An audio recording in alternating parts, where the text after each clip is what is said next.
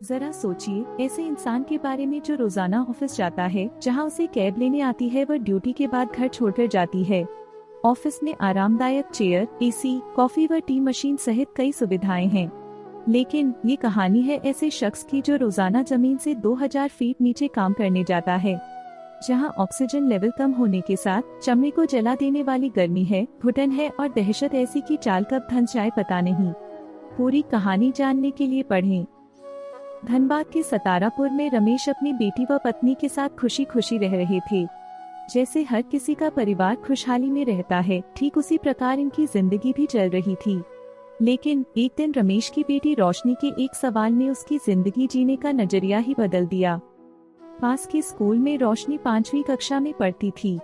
अक्सर उसे कभी उसके पिता तो कभी माँ उसे स्कूल छोड़ने जाया करती थी।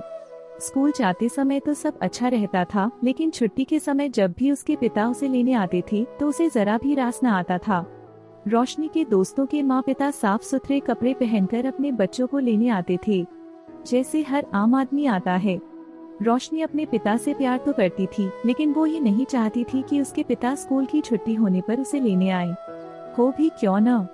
दिन में साफ सुथरे कपड़े पहनकर ड्यूटी जाने वाले रमेश के कपड़े ड्यूटी के बाद इस कदर गंदे हो जाते थे कि बेटी नहीं चाहती थी कि वे छुट्टी के समय स्कूल आएं। एक दिन छुट्टी के बाद रमेश स्कूल के गेट के बाहर गंदे कपड़ों में अपनी प्यारी बिटिया का इंतजार कर रहे थे। रोशनी अपने दोस्तों के साथ हंसते मुस्कुराते बाहर आ रही थी, लेकिन जैसे ही उसने अपने पिता को देखा, गुस्से से उसका मुंह लाल हो गया। गुस्सा भी ऐसा कि पिता को देख उनके पास जाने की बजाय पैदल ही घर की ओर जाने लगी। पिता साइकिल लिए बेटी के पीछे चल दिए। कहा, रोशनी बैठो। नीरस मन से रोशनी भी साइकिल के कैरियर पर बैठ गई। पिता थे जो चंद मिनटों में ही न जाने कितने ही सवाल पूछ बैठे। कैसा रहा आज का दिन, और स्कूल में मन लग भी रहा है या नहीं? चलो बताओ क्या खाना है, वही खरीद लेते हैं। इधर रोशनी एकदम चुप, मानो उसे अपने पिता से बात ही नहीं करनी है।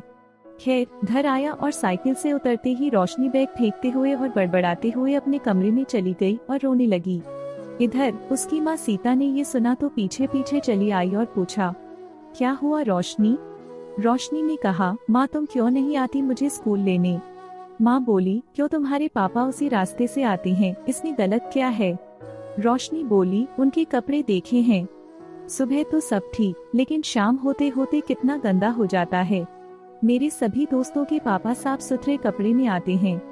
कई बार तो मेरे दोस्त पापा को देखकर मेरा मजाक उड़ाते हैं। माँ, तुम ही आया करो ना मुझे स्कूल से लेने। सीता ने कहा, तो मेरी बिटिया रानी इससे परेशान है। अच्छा रोशनी, तुम ही पापा को ये क्यों नहीं कह देती? कुछ दिनों के बाद रोशनी पापा के पास गई और कहा, पापा मुझे आपकी एक चीज नहीं पसंद है। रमेश बोले, क्यों, क्या नहीं पसंद? जरा बोल के तो देखो, तुम्हें खिलौने चाहिए क्या? रोशनी ने कहा, नहीं पापा, मुझे आपके वो गंदे कपड़े नहीं पसंद। सुबह तो आप घर से साफ कपड़ों में ही निकलते हैं, लेकिन दोपहर होते होते आपके कपड़े इस कदर गंदे हो जाते हैं कि मेरे दोस्त आपको देख मुझे चिढ़ाते हैं। रमेश बोले, अरे बेटी, तो ये बात है, क्या कहूँ, मेरा काम ही कुछ ऐसा है। रोशनी बोली, पापा आप ऐसा क्या करते हैं कि शाम होते होते आपके कपड़े गंदे हो जाते हैं? रमेश, तुम्हारी उम्र बहुत छोटी है, मैंने सोचा थोड़ी और बड़ी हो जाओ तब बताऊंगा, लेकिन नहीं, अब बता ही देना चाहिए। बिटिया रानी, मैं किसी कॉर्पोरेट ऑफिस में काम नहीं करता, बल्कि एक मजदूर हूँ, जिसे रोजाना जमीन से 2000 फीट नीचे पाताल में जाना पड़ता है। पिछले दिनों तुमने अखबार में खबर पढ़ी थी ना, चाल धंसने से 60 लोगों की मौत। वो मेरे साथी ही थे। मैं खुशकिस्मत था क्योंकि मेरी सुबह की शिफ्ट थी, तुमको स्कूल से लेने जो आना था। रोशनी की आंखों में आंसू थे। पापा आप मेरे लिए इतनी मेहनत करते हैं, मैं कितनी गलत थी।